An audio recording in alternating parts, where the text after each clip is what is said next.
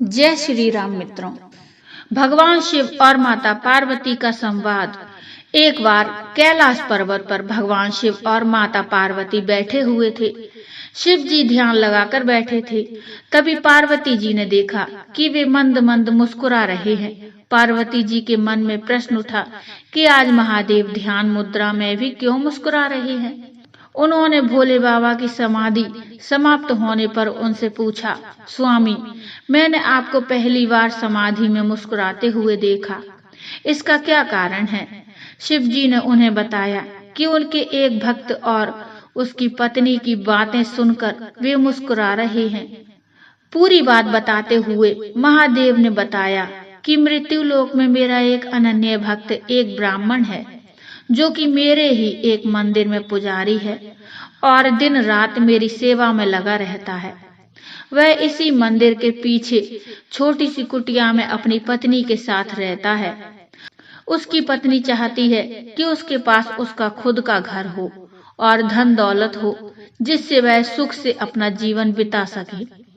परंतु पुजारी केवल मंदिर के चढ़ावे पर निर्भर है और मंदिर में आने वाली दान दक्षिणा से बड़ी मुश्किल से घर का खर्च ही चल पाता है।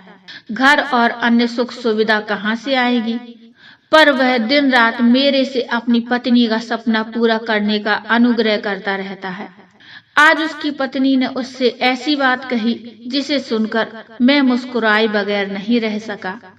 पार्वती जी ने पूछा, ऐसा क्या कहा उसकी पत्नी ने जो आपका ध्यान भंग हो गया? शिव जी ने बताया, उसकी पत्नी ने आज उसे ताना मारते हुए कहा कि जिस भोले शंकर की तुम दिन रात सेवा करते रहते हो और उनसे मेरे लिए घर मांगते रहते हो, उनके पास तो खुद का उनका घर नहीं है, वीराने में ही पड़े रहते हैं। वे तो स्वयं खुद कैलाश पर्वत पर रहते हैं, तुम्हें कहाँ से घर देंगे? बस यही बात सुनकर मैं मुस्कुरा रहा था। इस पर पार्वती जी को बड़ा आश्चर्य हुआ।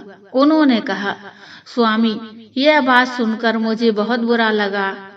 वह आपको ताना मार रही है और आप मुस्कुरा रहे हैं।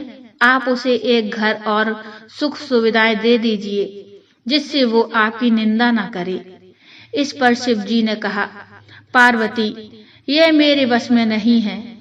यह सभी प्राणी तो मृत्यु लोक में रहते हैं, अपने पिछले जन्म के और साथ ही इस जन्म के कर्मों का फल भोग रहे हैं और जैसे ही इनके कर्मों का फल इन्हें मिल जाता, उन्हें सभी प्रकार के सुख मिलना शुरू हो जाते और अंत में वे मुक्ति पा जाते हैं। इसीलिए इसे मृत्यु लोक कहा गया है।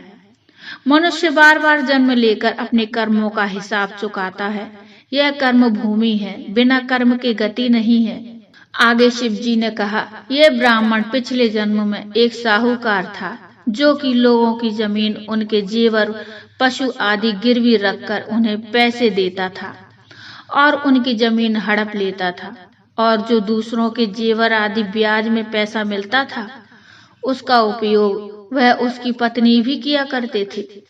इसी कारण आज इस जन्म में इसे घर नहीं मिल सकता और इसकी पत्नी, जिसने उन वस्तुओं का उपयोग किया, वह भी इसके साथ यह कर्म फल भोग रही है। इस जन्म में यह मेरी सेवा कर रहा है, जिससे इसके कर्मों के फल में जो कष्ट मिलने थे वो मेरी भक्ति के कारण इसे नहीं मिल रहे हैं। इसका जीवन शांति से कट रहा है, पर जब तक इसके कर्मों का हिसाब पूरा नहीं होता, इसे घर और अन्य सुविधाएं नहीं मिल सकती। यही विधि का विधान है। पार्वती जी ने कहा, यह तो ठीक है, पर उसकी पत्नी जो आपकी निंदा कर रही है, उसका क्या? शिव जी ने कहा, संसार में जैसे जैसे कलयुग का समय निकट आता जाता है, मनुष्य भगवान की भक्ति करने के स्थान पर उनकी निंदा करने लगेगा। यह सृष्टि के आरंभ में ही लिखा जा चुका है। जो व्यक्ति इस कठिन समय में मेरी सेवा करता रहेगा, उसको इस मृत्यु लोक में मुक्ति मिल जाएगी।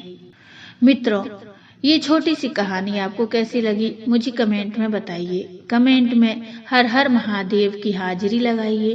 कहानी अच्छी लगी हो तो लाइक करिए और चैनल को सब्सक्राइब कर लीजिए। मिलते हैं एक नया प्रसंग, नई कथा को लेकर। तब तक के लिए जय श्री राम।